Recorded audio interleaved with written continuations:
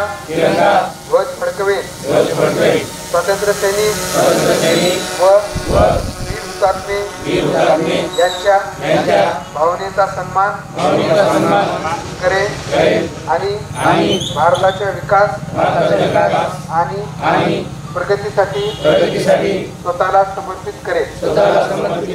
जय हिंद। जय हिंद। या ठिकाणी तिरंगा प्रतिज्ञा झालेली आहे।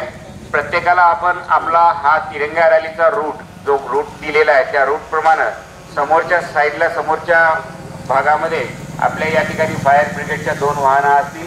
त्यानंतर सगळ्यांनी